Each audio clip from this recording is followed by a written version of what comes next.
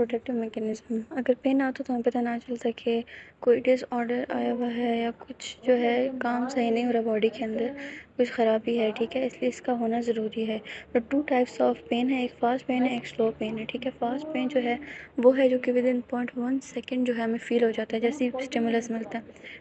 ये sharp breaking electric pen हो सकता है। फॉर एग्जांपल शार्प पेन जो है वो डीपर तक नहीं फील होता है, सुपरफिशियली फील होता है। स्लो पेन कौन सा होता है, जो कि आफ्टर 1 सेकेंड फील हो, उस टाइम फील ना हो जिस टाइम स्टिमुलस आ गया है, ठीक है। और ये स्लोली इंक्रीज होता जाता है, ठीक है। ये बर्निंग, एकिंग, थ्रॉबिंग और नोजियस और क्रॉनिक पेन्स जो होते हैं वो स्लो पेन होते हैं, ठीक है। तो ये टिश्यू डिस्ट्रक्शन को शो करता है। प्रोलॉन्ग जो है तो वो बंदा सफ़र कर रहा हो तो ये किसी भी एरिया में हो सकता है, स्किन में, डीपर टिश्यू में, ऑर्गन्स में, ठीक है। पेन रिसेप्टर्स में फ्री नर्व एंडिंग्स एक होती हैं, ठीक है। पेन रिसेप्टर के तौर पर काम करती हैं, ठीक है। ये पूरी superficial layers of the skin में प्रेजेंट है। इंटरनल टिश्यूज़ में भी हैं जैसे periosteum, arterial walls, joint surfaces के ऊपर, फॉल्स सेरेब्लाई और टेंटोरियम सेरेब्लाई के ऊपर भी जो है फ्री नर्व एंडिंग्स प्रेजेंट होती हैं, ठीक है। अदर डीप टिश्यूज़ जो हैं वो ये सप्लाई करते हैं विद पेन फ्री एंडिंग्स जो है। और any wide spread tissue damage अगर हो रहा है तो ये कॉज कर सकता है कि slow chronic aching type of pain हो, ठीक है। स्लो पेन होगा और क्रॉनिक होगा, ठीक है।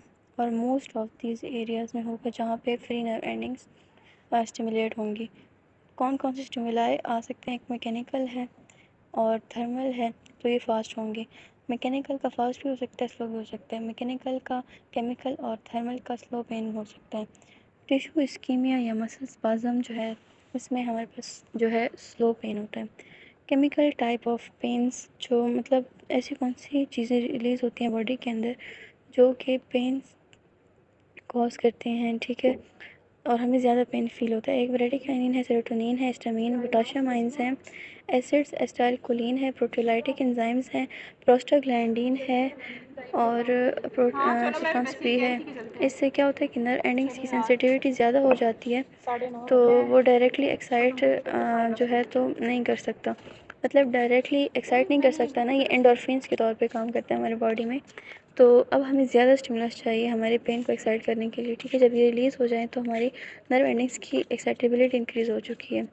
Non adopting nature of pen receptors. Non adopting nature of pen receptors का मतलब कि ये कभी भी अडॉप्ट नहीं करते, चाहे जितनी बार भी पेन स्टिमुलस आएगा ये पेन फील कराएंगे हमें, ठीक है। हाइपर एल्जेसिया एक बीमारी है जिसमें क्या होता है ना कि स्लो एकिंग पेन होता है और बहुत ज़्यादा होता है, थोड़ा सा भी कोई स्टिमुलस आ जाता है तो बहुत ज़्यादा पेन फील होता है। Pain perception at 45 degree centigrade tissue damage begins. अगर 45 डिग्री सेंटीग्रेड पे उस बंदे को पेन फील हो रहा है तो टिश्यू डैमेज स्टार्ट हो चुका है।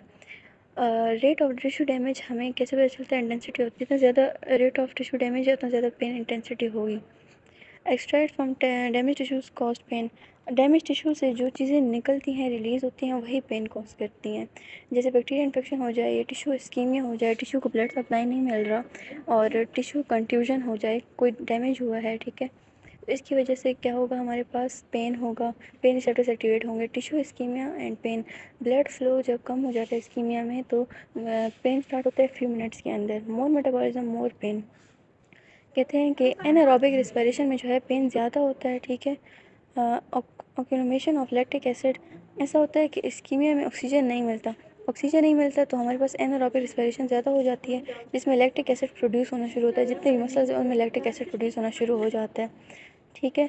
तो जब वो जमा होना शुरू हो जाता है ना तो उससे हमारे पास मेटाबॉलिज्म जो है तो एनारोबिक के थ्रू जब स्टार्ट होती है पेन ज़्यादा फील होता है, ठीक है।